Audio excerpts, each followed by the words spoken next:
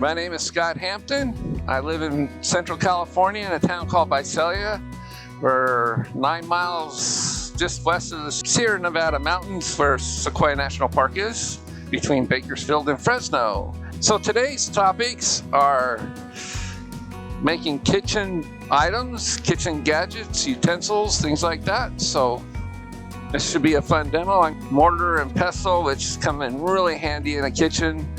We're going to do the pestle part first. This is a piece of silver maple with a lot of crazy grain in it. I can't tell if that's mold or what that developed over time, but it's got some really pretty grain, and it's going to match the maple blank I've got over there for the mortar section. So it's pretty a basic spindle piece. I'm going to make this. I'm going to follow like Kurt Herzog likes to do. He likes to make the pestle so he can use it as a muddle for making drinks, so he can smash ingredients in the bottom of a glass. So one end's going to be kind of rounded but flat, and the other side is going to be a bit more rounded to use in the actual mortar part. But you can use either end. But the flat part really helps when you're making like drinks like mint juleps and things like that, where you got to smash all that stuff up in the glass. So I need to grab me my small roughing gouge here. We'll go to the 3 cameras. And I'm just going to round this down. I've got it clamped in a scroll chuck just because of the size of it. And just in case I need to take my tail center away, I can do that.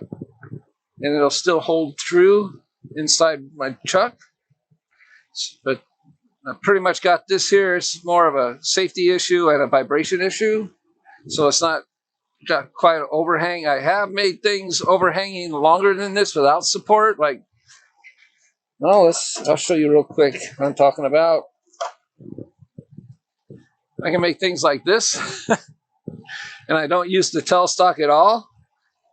So you can see how far I can overhang a piece without using the tailstock if I so choose. This is a challenging piece right here. It's just one long piece of wood that's a long stem goblet. So very challenging to make that thin with no support on the end. So let's get rolling here. Okay, that's going a little too fast. My tail center's not quite where it should be, so I'm going to back it off and recenter it. There, that's better. It's got a little bit of vibration, so I'm going to turn down the speed a little bit. And that should clear up once I get it rounded. So I think it's just the shape of the wood's causing that. I should use my large roughing gouge for this one. It is a bigger piece. This will make quick work of it.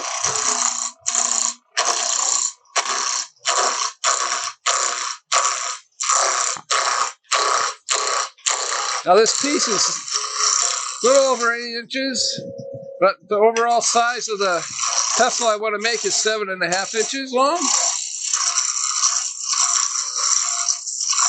I leave it a little long so I have areas I can part off with, or if I need to adjust something, I can.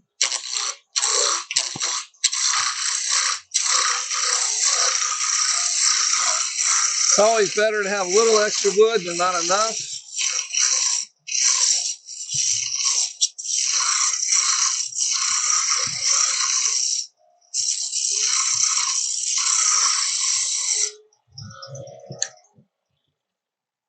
So it's almost round. Oh, look at that crazy grain in this. This is going to be a pretty piece of wood for the pestle muddle. Some pilling cuts just to get this area round down at the end.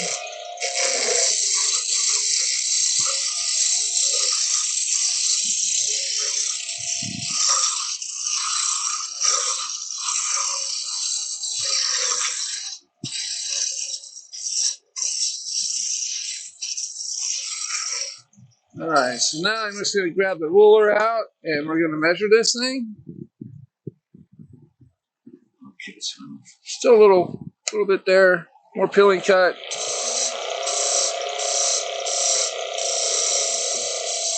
Wax pieces always, you can always tell when a piece is round or not. It's got wax on it. You can tell the difference in the color of the wood. It's got some crazy grain in this. Some punky grain. It's kind of tearing out a little bit, so hopefully that doesn't affect the overall piece. All right, so I'm gonna grab my ruler here, and I'm going to mark 7.5 inches.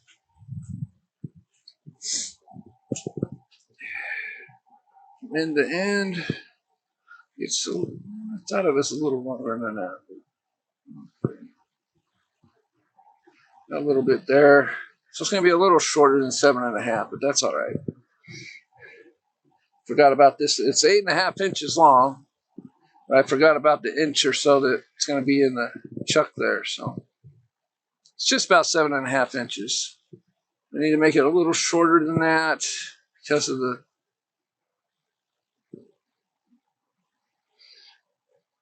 center there. Now I want to decide how big of a ends do I want here before I shape the handle part. So I'm thinking about 3/4 of an inch for the muddle end. This will be the muddle end, and a little bit bigger for the pounding end. So that's going to be 1 inch. I'm going to grab my parting tool and just mark those.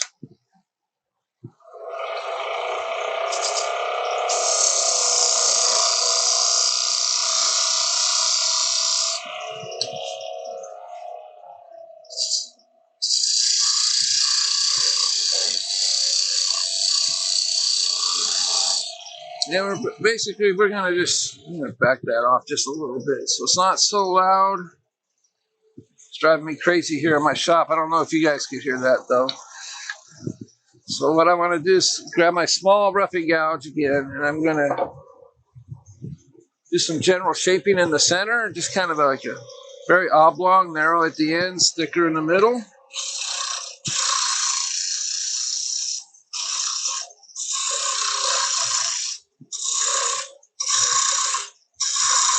Makes a good shaped handle for these pieces when you do that.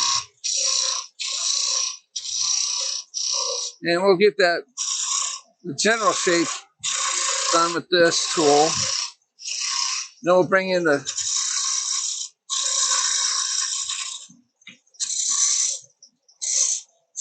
regular spindle gouge to clean up the rest of it. Get the final shape.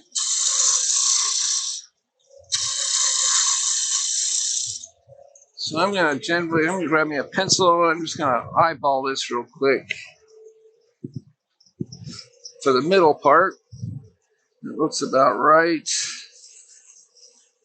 That way I know where the thickest part of the handle should be. And we just get it going narrower and narrower away from that part. This will be taken down with the regular spindle gouge here. I don't want to get too close to that end there with this.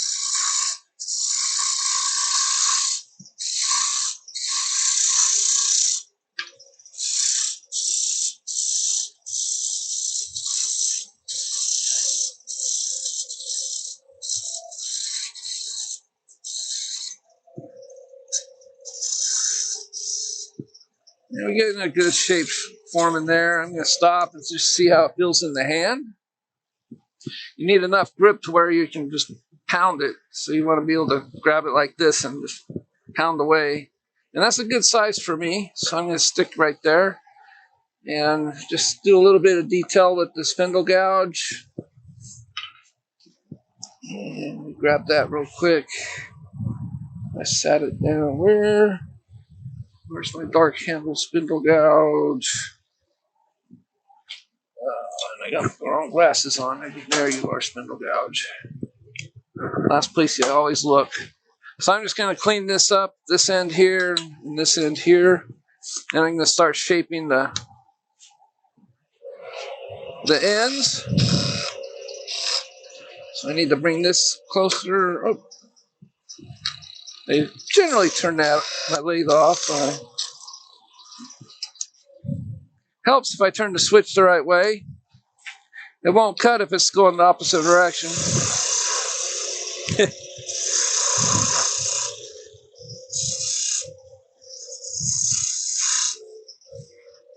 So I'm just going to start a nice clean up cut here. Just kind of try to do a nice fluid cut all the way down, very light. This wood is kind of punky, so it's giving me a little bit of trouble doing this. You can see it kind of wanting to jump out of the cut. I'm just trying to get rid of any tear out that punky wood might have. I'm just going to kind of shape this down.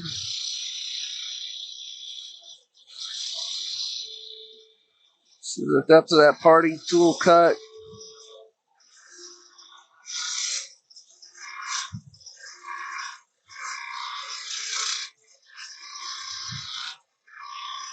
And you don't want to take too much off in this area, because you do want this thing to be sturdy.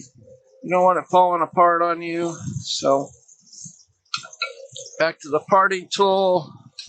Just going to take this down.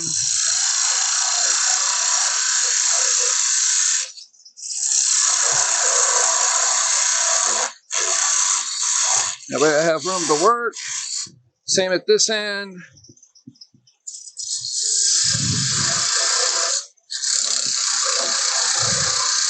If you notice with my parting tool, I'm not just plunging all the way through because it can bind in there. So I go back and forth and widen that cut. That way the parting tool, if you go try to plunge straight in, it can bind in the wood, especially when you got tailstock pressure on it. And it can just snap and send it flying out of and break the wood, and that's what you don't want to happen. Definitely. So I'm going to move my tool rest over a little ways. I'm going to start rounding this muddle end here. So it's going to be basically a flat end. So it's just going to be basically a large bead here. Start rubbing the bevel, raise the handle until it starts cutting, and do a twist and a push. There we go. I don't want to go all the way down. Kind of flatten that curve out a little bit. There we go. The other end is going to be more round for crushing herbs and stuff in the mortar. And another reason why I do the pestle too is when I make the end round here, I can use that to match the curve of the bottom when I get to the mortar part. I can make the inside curve of the mortar match the roundness of the pestle here instead of trying to do it the other way around. Because you can't take this off to adjust the check and see if it's round and matches the bottom of the mortar if you make it first, as you can tell.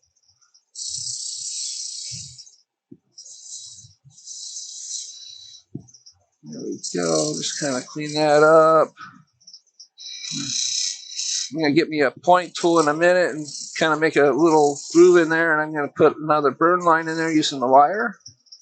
So I'm going to flatten this out a little bit more, so I'm going to bring my handle way over and just make it flat. There we go. Yeah, that looks pretty good. Turn off my lathe. Have a look. That is crazy grain in there. So that feels good in the hand. I could maybe go a little thinner if my hand was smaller, but I like this size. So it's always good to stop when you're making things like this, especially for yourself, and just check to see if it's a good fit. Bring my full rest over. And we're going to curve these parts over. Same thing, large bead. This end's going to be much more rounded.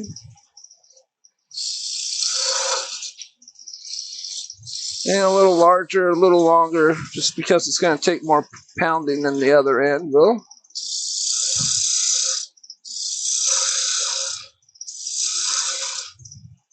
So we just start the cut with the bevel. raise the hand like it before. You can also pick up the cut down in there just to get that roundness going here. What a nice round shape.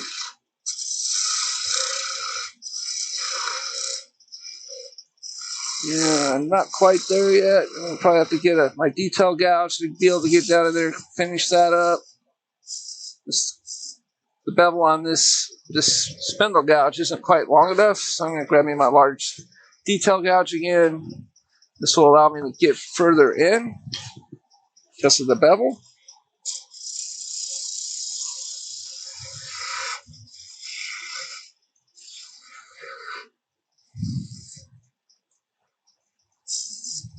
Yeah, got a little extra wood here to play with, so get that a little bit more round. This is the hardest part, is getting down in there and getting this round.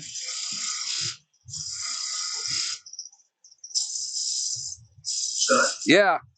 One more question about your detail gouge. Is that Thompson's regular detail gouge or the shallow detail gouge? It's the shallow detail gouge. It's got a, yep, it's got a, it allows you to overhang a lot more because it is so shallow. It's almost a solid bar with very shallow flute in it.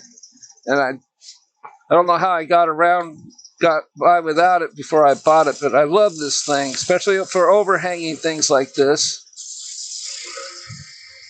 And because it's a 1/2 inch, it's got a lot of meat on it.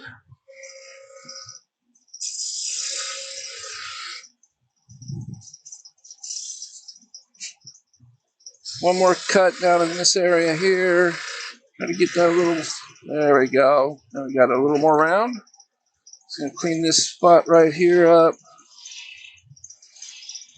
Get rid of some of these tool marks in the beads.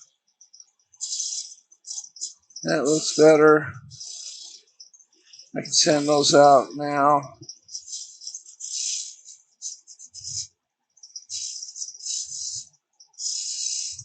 Now do a final shaping of this.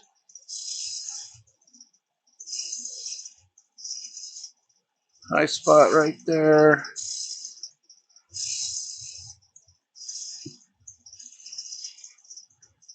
Adjust the shape there.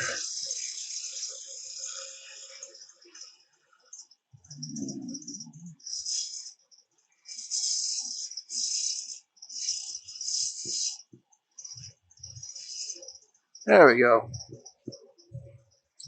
So we got a pretty good shape going there, so I'm just going to grab my sandpaper here.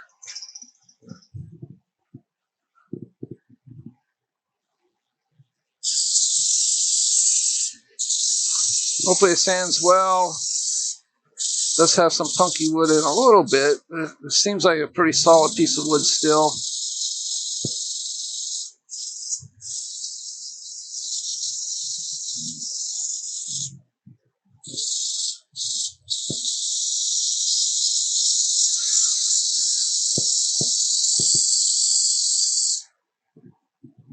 I'm just going to double check something real quick, just to smoothness of it. Make sure there's any really big dips or anything. Okay. Sandpaper can round that a little bit over. There we go.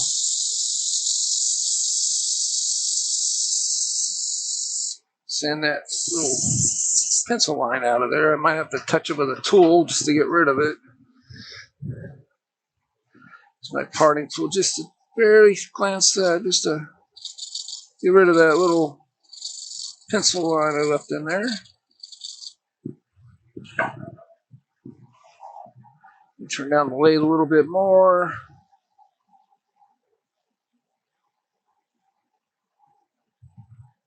There we go. A little slower.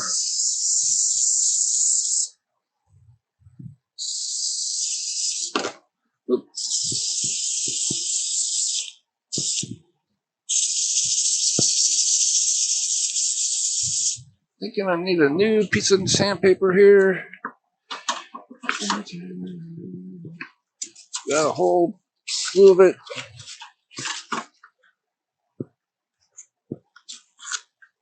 go.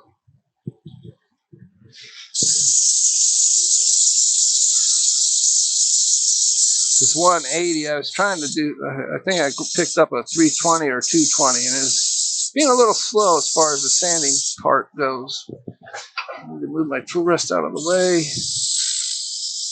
I'll still come back in and make those little grooves and burn those lines in it.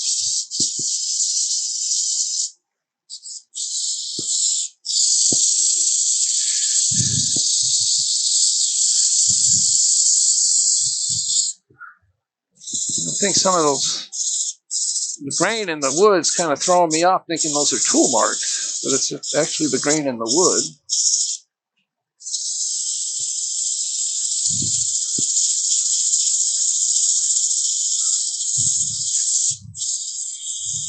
Should be an interesting piece. Yeah, it's got some really pretty grain in there. It's going to really pop when you put the oil on it. All right. So I'm going to grab my little point tool here, my long point tool. This isn't an ordinary point tool. This is a very long one. I like to do this for adding details, really. You can't really do much more with it. You can only just kind of just stick it in there and add a detail and little lines or grooves with it. But it's not like a regular point tool where you can kind of use it as a skew and stuff to clean tool marks and things off of. So this tool basically just goes straight in, creates a line, little groove there, just large enough for a burn wire to get into. There we go.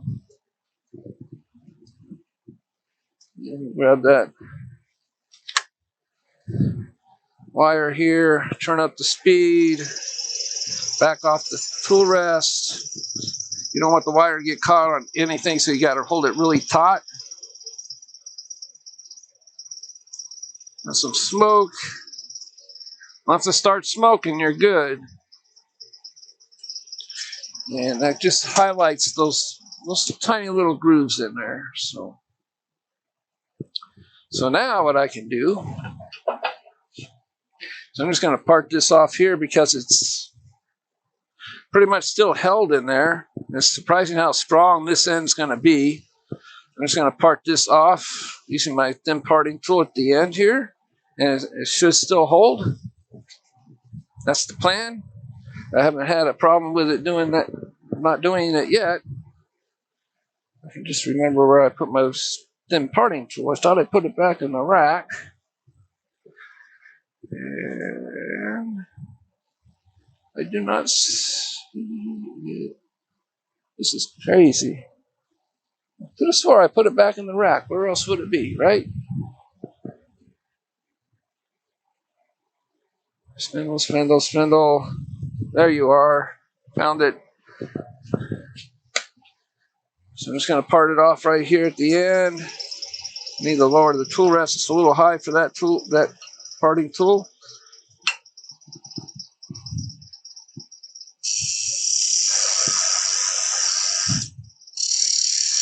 Same thing, you just need to go back and forth a little bit. You got to remember there's a point sticking out of this thing right here. So I just want it nice and easy.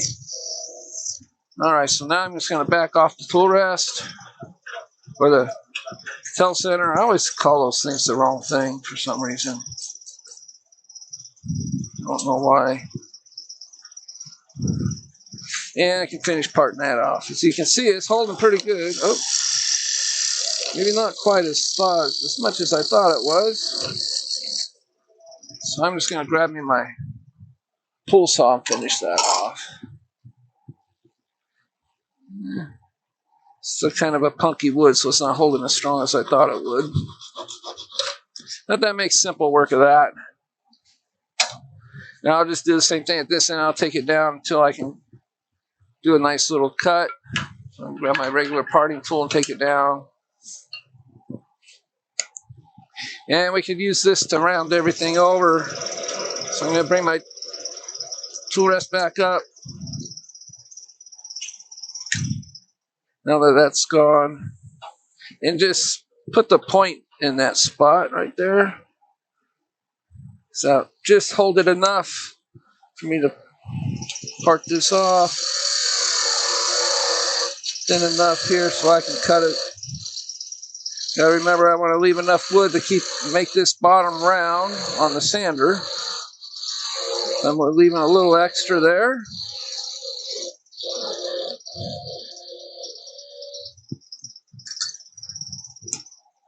And I'm just gonna slice this end off. All right, so this will be the flat end, the muddle end. Oh, there we go. And this will be more rounded once I take it to the sander there. Now that the sander's working much better. But it's a good shape. You can grab it and just pound away with it. Good length. Fits in there. And for drinks and stuff, it's the right length. It can go in a tall glass. And you just hold it on the top and you can just smash all those delicious little bits into your drink. Drinks that take them. All right, so now we're going to move on over to making the mortar. Now this is a kind of it's a thick walled bowl, basically, and it's slightly undercut to keep the herbs inside of it. This grain on this bowl should probably match pretty well the muddle over there. And what I do is I got this bee cream here, and I like to put it on the threads of my chuck. Makes it easier to get any blanks off if the wood kind of swells around the threads at all. And I'm going to grab a drink real quick while I'm standing here.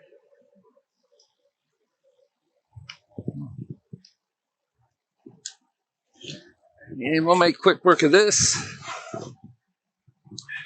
Just going to screw it on there. I want to make sure it's the right depth. Yep.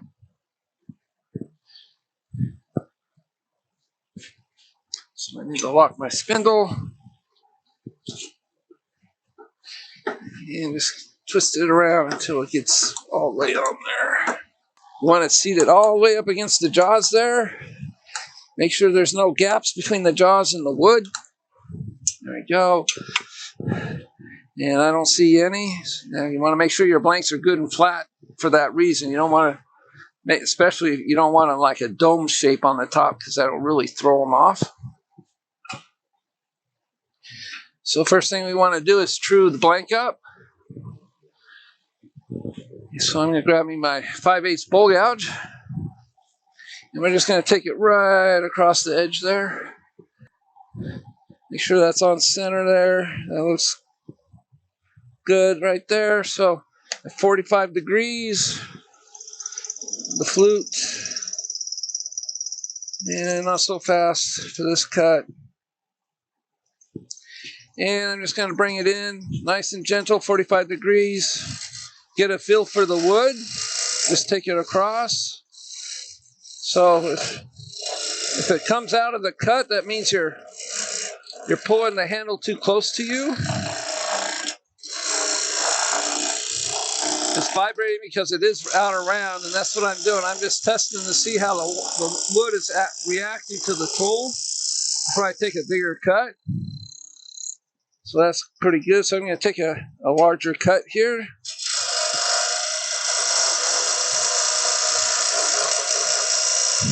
And I'm looking at the horizon, and that can tell me if I'm kind of, so I'm using my whole body. I'm starting on my left foot, and I'm leaning forward onto my right foot. But if I tend to bring my hand, if I'm twisting got the handle in my waist, if I'm finding myself twisting, that could either take a bigger cut because I'm pushing out towards the tailstock, or I'm twisting my waist backwards towards the headstock. That's sort of like a steering mechanism. And you can see what it's doing by looking at the horizon on the top of the piece there. Whew. So I've pretty much got that trued up, I think. It's a little high on this end, but this whole thing's going to get shaped, so that's not a big issue. You don't need to have it perfectly straight on top. I'm just looking for, okay, this little area here I'm not worried about. That'll get turned out. I'm just looking for any checks or deep cracks or anything that might affect the blank. And so far so good. So I'm just going to true up the face here. And to do that, I'm going to do push cuts straight into towards the headstock. I line up my bevel so it's parallel with the bedways, and I just use this part of the wing, right? There's a pencil here, so you guys can see this. I'm just using this part of the wing right here, just off the tip. You guys can, right there. You guys can see that area right there. And I'm going to have it almost closed all the way when I make these cuts also. And I'm holding it into the back of the handle into my waist. You guys can see that in one of the cameras there. And I'm just going to do push cuts right into the piece there.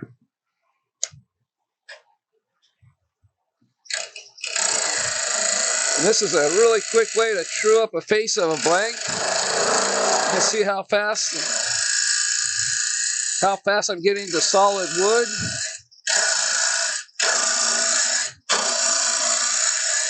And I'm just doing draw cuts backwards just to make it the face more flat.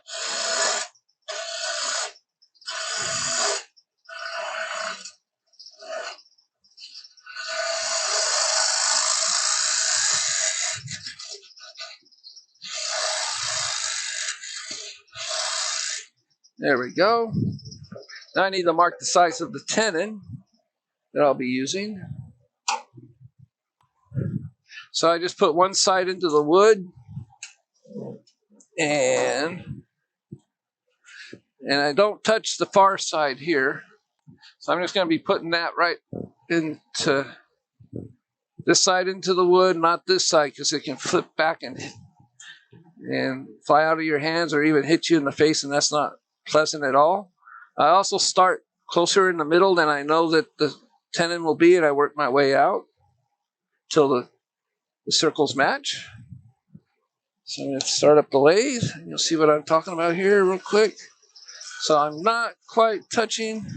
So you can see that circle, so I just need to bring it until it matches. And that second one does. So that's the size tenon I need. I'll mark it with a pencil so I don't forget which one it is. So now I can just start shaping and rounding over the outside here. I'm going to bring my tool rest back around on an angle here. I'm going to do some pull cuts. I'm going to use my parting tool in that spot first, just to cut a groove, and then I'm going to bring the tool down. Always forget that part.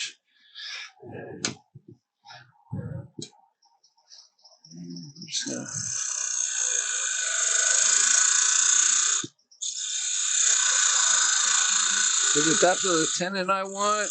You want to make sure your tenon's not so deep that it bottoms out in the jaws. That's not a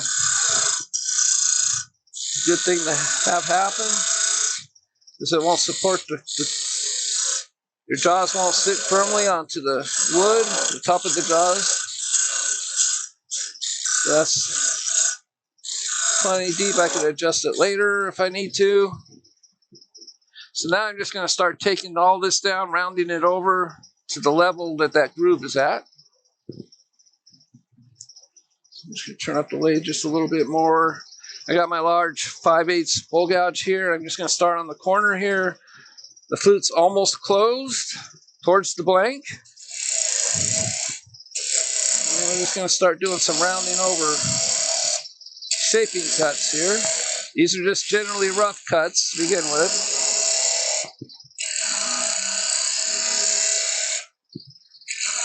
Start taking that wood down to that level here.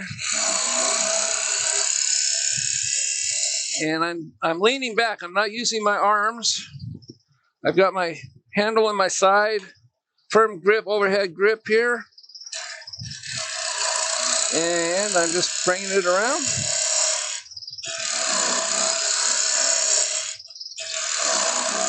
And we are level with the tenon now, so that's good. Now we can start shaping it a little bit more. Just got to make sure you leave a flat that's around that tenon. I'll make it a dovetail in a minute because my dovetail or my jaws are dovetail shaped. Right now it's not quite there, so I'll work on that. But you need a flat spot, a flat area right in here next to the tenon about out to here for your jaws to rest on. It needs to be flat. That's your most security a jaw is going to give you, is that area right there. That's the most support squirrel chucks give you.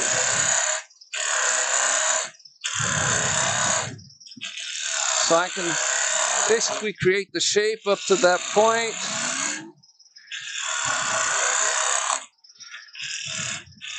Because we will reverse turn this to create a nice solid base on the foot on the bottom. You guys can see the shape forming, and you can see how I'm holding the tool in my hand and the angles. So I readjusted my tool rest a little bit more of an angle so I can get a sharper curve in this area here. So I'm just going to bring myself up against almost to the lathe bed here. Same thing, I'm going to start on my left foot and I'm going to lean back onto my right while I make the curve.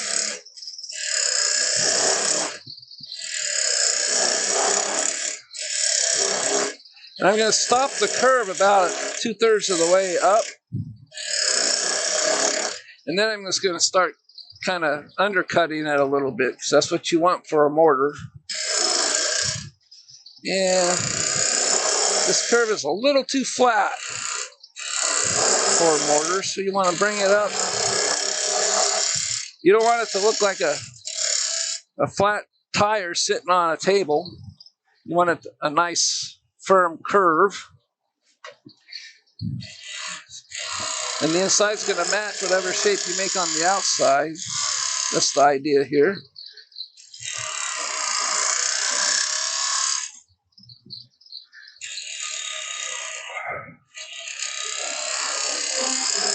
I'm using my body to do all these curves.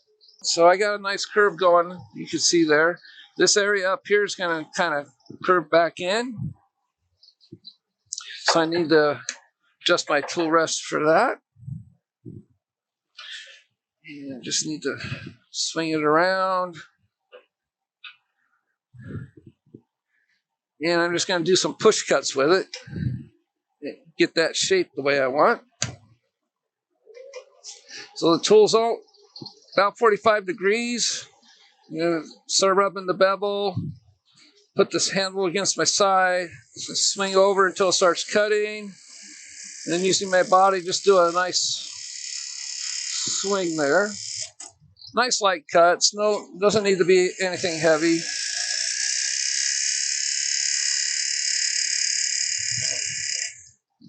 Don't want to overdo it with this. It doesn't need to be a really deep or big undercut. Just enough to keep the ingredients you're smashing in here from popping out while you do it. And that looks really good. So I'm going to come back here and I'm just going to drop my handle. And I'm going to do a shear cut using the wing of my tool, right? This wing right here. And I'm going to drop the handle.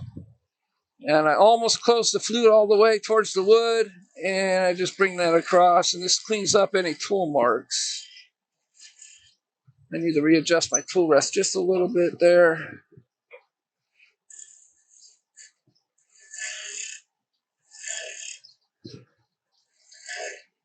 And the bottom of the handle is down right in my hip.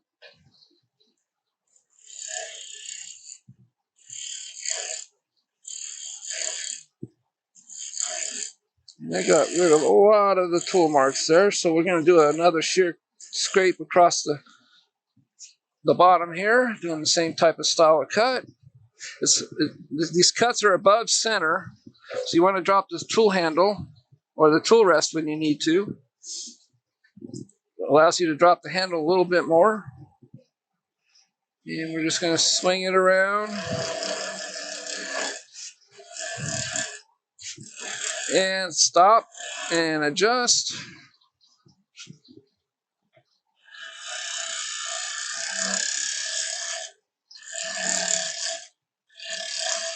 We got a little bit of a tool mark there. That's right where the dividing line is between the undercut and the bottom of the bowl. And it's just a slight bump right there where those two things join.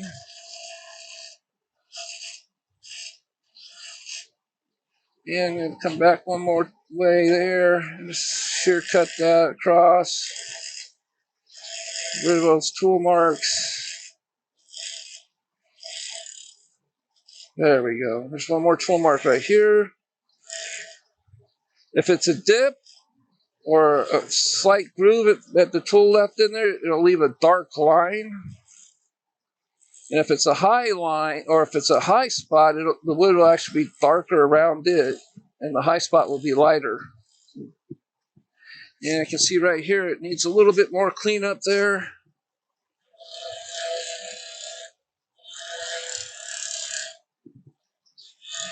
A lot of this, some of this will go away when we reverse turn this. All right, so we've got our shape. It looks really nice. Nice shape.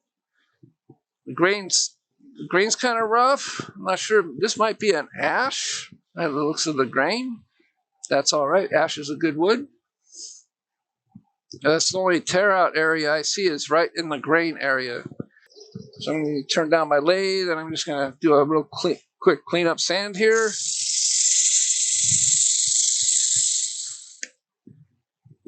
There we go. Much better. So marks are gone. There's a slight one right there. That area. These don't have to be perfect. I like them rustic. Kitchen stuff, I love rustic in the kitchen. So now I need to make this stuff, the tenon dovetail shape. And I have a scraper that does just that.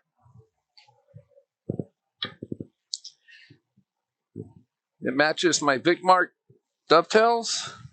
You can do this if you got a recess. You can bring this in straight into the piece, or in this case, I'll just bring that in, and it'll create a nice little dovetail right there, and it'll create that flat that I'm looking for. And make sure this tool is on center. The cutting portion is on center, not this middle of the tool.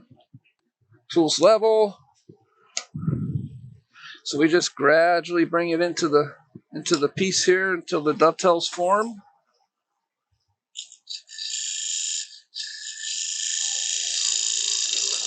Nice and gentle.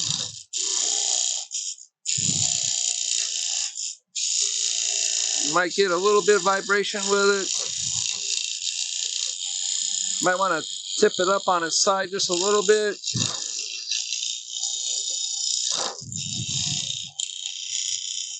There we go. Now everything matches. You got a flat bottom, you got a dovetail. And now I'm going to bring up my tailstock just to create a little divot in there so when I reverse it, I'll know where center is. Doesn't need to go all the way in, it's just a gentle, just so I know where it is. It's always good to know where the center of a tenon is, especially if you got to reverse the bowl.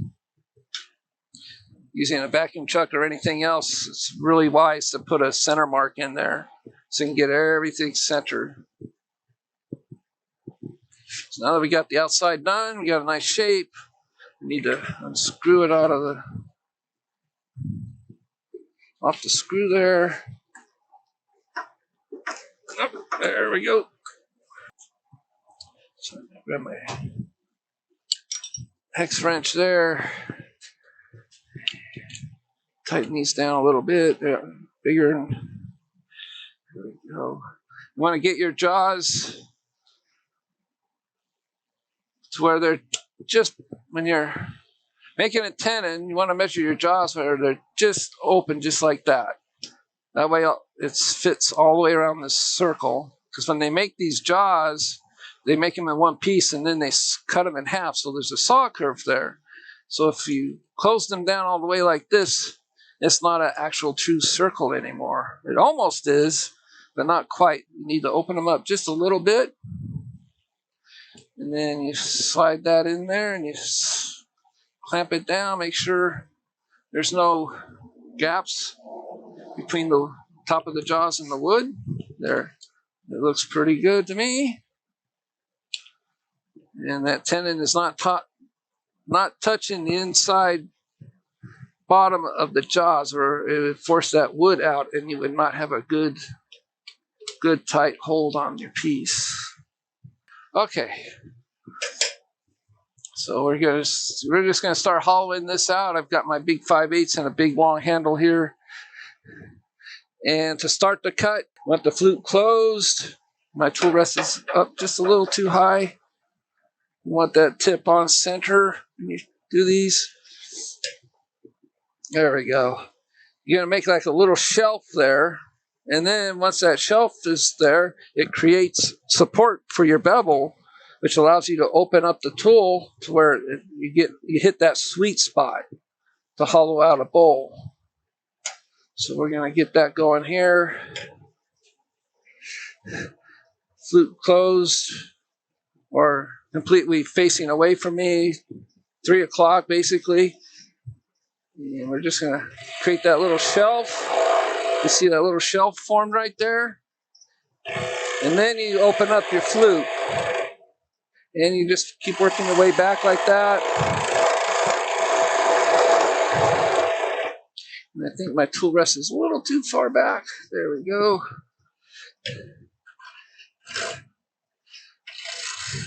Also, if you try to open this up, and you try to make a cut like this, you'll get some skipping. If it's not right, you're gonna get skate back like that. So that's why you need that shelf.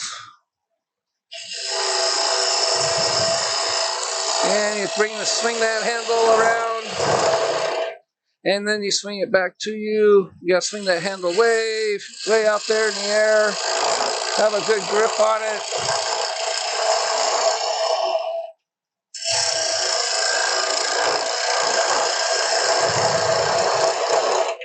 And I believe this tool is getting a little dull, so I'm going to grab me another one. I'm going to grab me my smaller bowl gouge, but it's freshly sharpened, so it'll make quick work of this. It's not the right one. There we go. Always have a good fresh grind on your tool when making a bowl.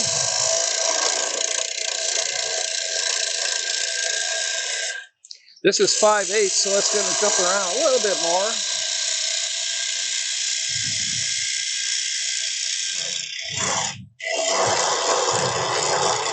I'm going to start creating some steps down in there. It helps keep some mass inside the middle of the bowl while you cut the rest of it. Cuts down on vibration.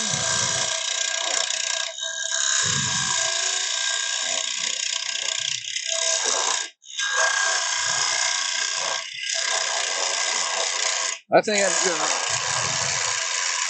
need to run to the grinder real quick. I was using this bowl gouge. Should be sharp though. I haven't used it on anything else. Now let's see what happens here before I run that far. Run across the shop.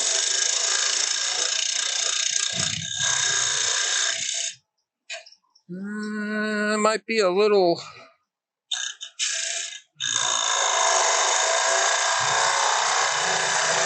That helped. So what I did is I created an arc in my cut. If you watch, that really helped with the vibration.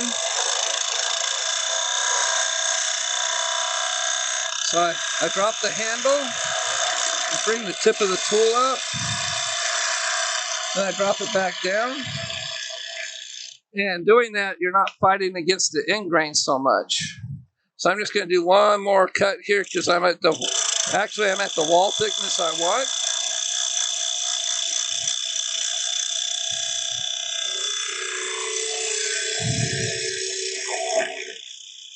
So now what we want to do is just start taking out. We want a nice thick wall on a mortar. It can take the pounding. So I'm fighting against the end grain right now. So that's why my tool is jumping.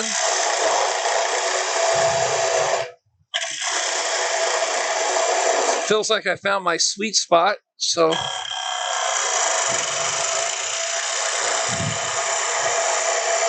that or the wood is softer to this area. So that's a good thing.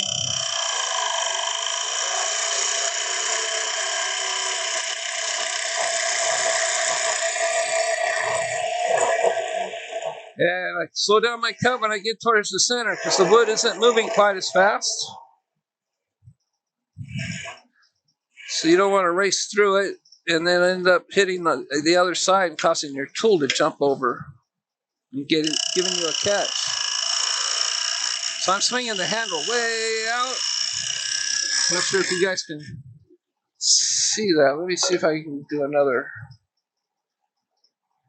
shot there.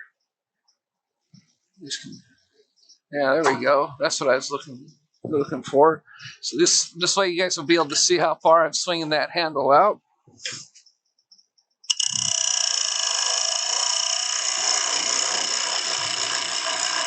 And I'm just doing that arc. I go up and then back down towards the center. It seems to help with the vibration with this piece of wood.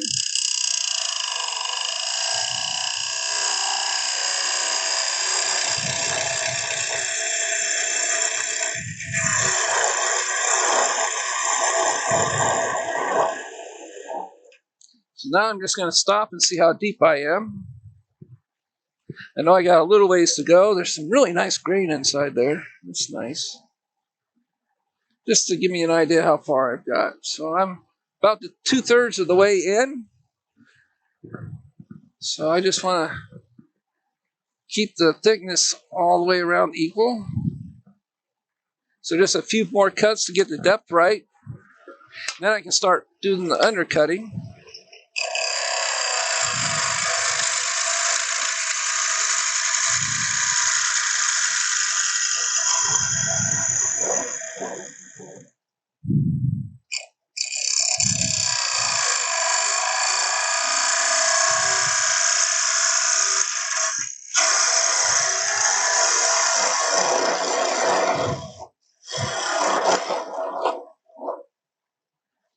Check the depth one more time. It's best to be, you don't want any funnels, not today. Okay, one more cut. One good cut. And it's going to leave a little bit wood to play with to get the final tune, the bottom, the shape of it. The bottom looks a little flat. So I don't want that. I want a nice round shape on the bottom for a mortar. So now we need to start thinking about the undercut. So I really need to swing the tool way out to begin. And I'm just kind of diving straight in towards the headstock. And then I'm dropping the handle to create that arc. Now I'm just dropping it back down to the center. And just lightly finish that off because I really don't want to go much deeper. So that's it for that tool. That's the undercut tool. You need to grab a scraper for this part. You can use a round nose scraper. You can use an easy wood scraper. So I'm going to grab me a large round nose scraper first and see how well we do. Oh, and we also have a Celtic hollower. If I remember where I put that baby. You can use this one too. These work really well for doing undercuts plus hollowing. It allows you to get right down in there. It's called a Celtic hollower. It's got very hard metal brazed onto the tip of this regular high-speed steel. And these are really great. So let's give this one a go first just to see how well it's cutting. And it should be good because I just sharpened it the other day. So you just turn it sort of on a 45 and you can just bring it out towards you.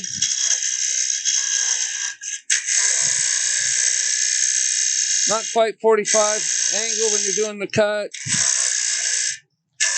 And it will leave tool marks. You got to be aware of that.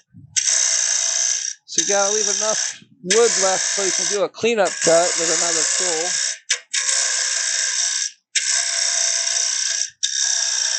This is really great for doing undercuts. You do push cuts with it.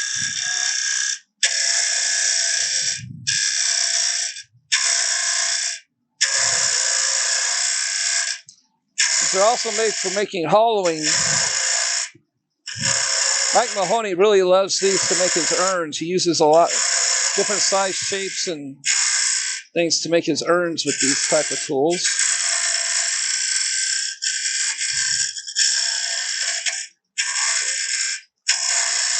So that's as far as I want to go with this tool, and I'm going to grab me a round nose scraper. And we're going to clean that up. Got a nice round nose scraper here. And I need to erase the tool rest whenever you use a scraper like this, because the handle needs to be, the point needs to be facing downward off the center with the handle held up. So when you got, I still got a little ways to go. But not so much that it's totally ridiculous here. But you can come in and just clean this up.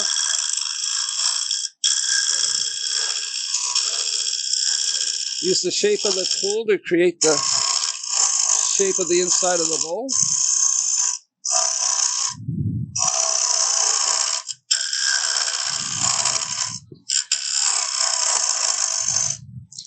So there is kind of a divot right there I'm seeing. So I'm going to grab me my small bowl gouge and just clean that up right there. There's kind of like a ridge right in this area. I want to get rid of that.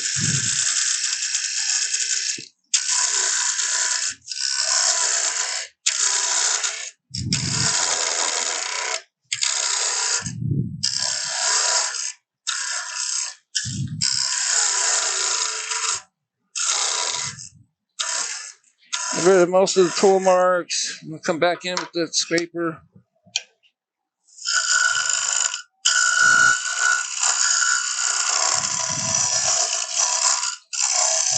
Do a nice job of cleaning up any tool marks left behind. To get rid of that little nubbin, I just put the tip of the tool underneath it, drop the handle and move it to the side, just like that. And that really gets rid of those little tough little spots that show up on the bottom of pieces like this. See that little nubbin there? We don't like those. So you gently just do that from underneath and it cleans them right up. So I'm trying to get the shape right here. So I'm going to stop the lathe and just see how the inside feels. It's feeling good. It's still a little too flat, but I'm going to grab my pestle here on the bottom end just to see, just to feel. Okay, it needs just to be a little more round. We'll make that a little flatter on top, but it's a little high in the center there, so we need to remove some of that. I'm grabbing my larger bowl gouge here and just start a cut right about a third of the way down or 2/3 of the way down. Just a gentle cut, just to get that shape right. And the tool rest, I forgot to drop it. So I was using the scraper. There we go. Much better. Just want to get that a little more round in the bottom.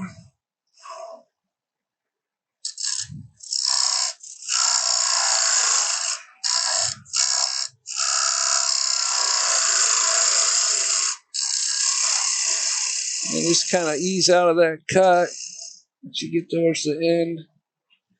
And let's see how that feels. Some of those shavings out of there. Oh, much better. So that scraper can finish that up in no time. And then we'll reverse this.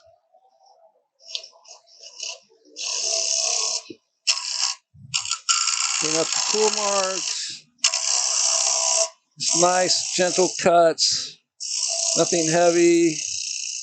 It's good to have a really good fresh burr on one of these.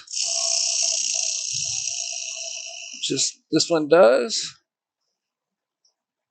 There we go. See the tool mark right there. Cindy's light really helps make these tool marks show up. Leaf shadows and things.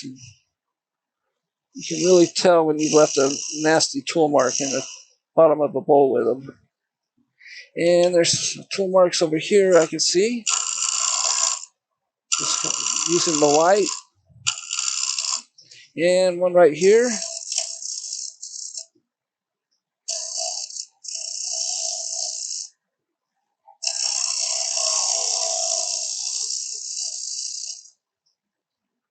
Yeah, there we go. If you guys ever get a chance to use one of these little lights that Cindy sells, they're great. Okay, so it's got a high point right there. So I need to grab my, one more time, just right here in the middle.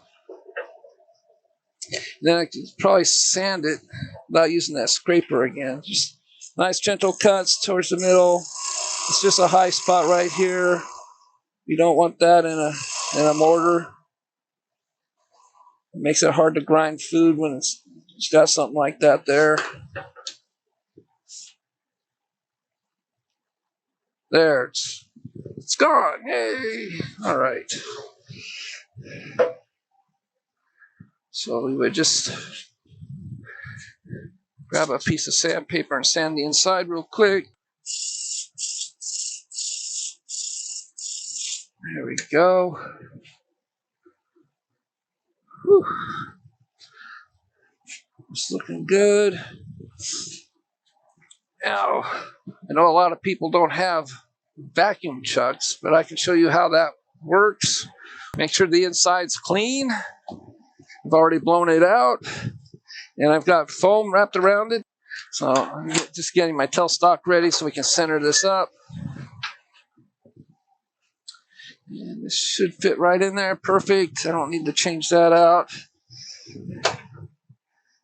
I could always just put a smaller coupler on there if I needed to, but this one usually, generally, like it is today, fits pretty much everything I make. So I'm just getting it centered with that hole. That's why I put that hole in the in the bottom of the piece. Just get everything set up. Then I'm going to turn on the vacuum chuck, so I'm down here. And get the pressure gauge. There we go. And we'll turn that on. Nice and simple. And we got, ooh, wow, we got good pressure. Over 20 pounds. All right, so first thing I want to do, I just want to remove this. This whole tenon's going to go. So I'm going to grab me my 1/2-inch bowl gouge here, and I'm just going to do push cuts towards the middle. I'm just going to leave my tailstock up for now, just for added support, just to make sure that that vacuum is not going to give. It's very doubtful that it will.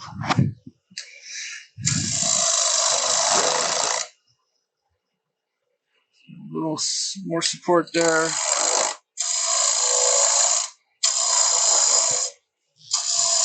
Cutting nice and clean. So what I'm going to do is I'm just going to create like a concave bottom on this. for the foot. No sharp edges or anything. That way you can hold it any way you want. If you got to hold it with your finger while you're, or your other hand while you're smashing, it'll kind of roll around instead of having a sharp foot on the bottom.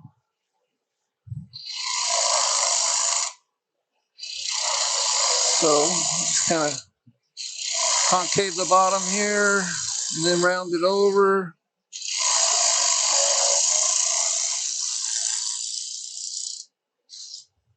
Take as much of this off as I can before I move the tailstock. Yep.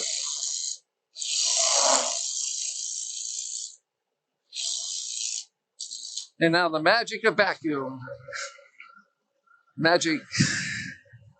This is why I like them. There we go. Some push cuts here, light cuts now because we are working on a vacuum. You don't want to do anything heavy. Make the tool, the blank to fly off.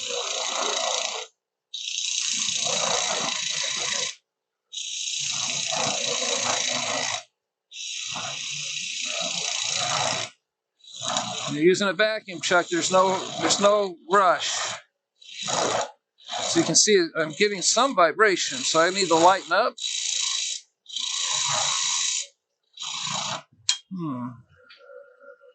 Yeah, that's tight.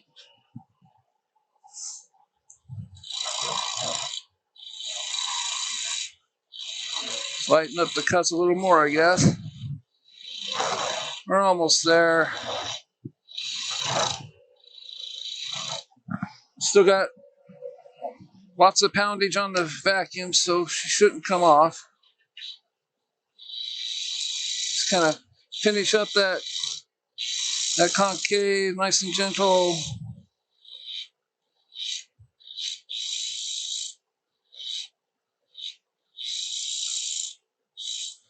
So just need to clean that up. And I'm just going to get a straight edge here just to make sure I got enough of a concave here that I like. That's good. So all we need to do is just sand the bottom real quick. All right, so now just turn off that vacuum and this thing should be ready to go. Whoop. Turn off the vacuum chuck. All right. And where would we put that? Muddle. So, got our nice little mortar. You can see the concave there I created. And what we need to do is take it to that belt sander, and I would just round this stuff off and flatten this off a little bit more and get a good grip and you'll be all set to go. This is a really nice one, came out really nice. Thank you all for sticking with me, and I hope you enjoyed today's demonstration, and hope I see you guys pretty soon.